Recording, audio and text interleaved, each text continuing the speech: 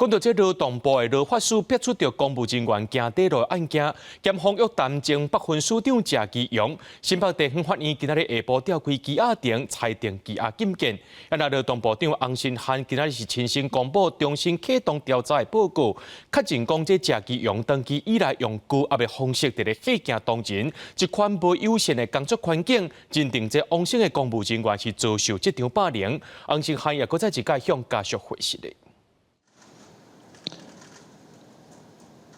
洪新汉看到后天，话一时讲袂出来。劳动部劳法署因为逼出涉外公务人员行底路的案件，劳动部长洪新汉说明重新启动调查的结果，对家属是感觉真失礼，而且公布3大调查的结果，确认谢依荣长期以施压、吓惊的模式来领导，互当人持续伫咧压力大、无友善的工作环境。调查委员会内外部的委员拢认定这就是霸凌。在他难以向上反映修正的情境下，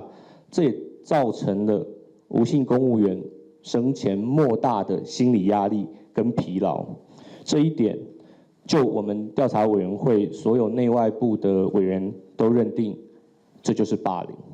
洪新汉强调讲，伫工课场霸凌的判断，这位涉外的公务员，伊的工课是做资讯人员。不过，谢依荣甲制定6起服务专案交代予伊，并不是交予业务单位来处理，这是踏过业务上合理而且必要的范围。也那调查委员嘛强调，这一届的调查为着要谨慎，有增加访谈人员，也搁伫咧上班时间要求都爱搁走的爬楼梯，才会指控的内容来做调查。访谈也有比照约访其他的同仁方式，我们也请我们谢分署长、前分署长熟识的同仁以通讯软体通知谢员，那谢员就回复说需要用公文书来通知他，他会书面回复。从楼梯这样跑，然后跑到他的办公室这样子哦。那所以其实整个过程都会经过大家所有的工作人的工作区域这样子。讲到这件事情的时候，其实也有非常多人认为，其实那个环境是非常不安全的。洪新汉认为讲，规个案件互北分署长期伫咧系统性失灵的状态，除了甲负责的中介主管调职，嘛建议中央甲人事主管调走。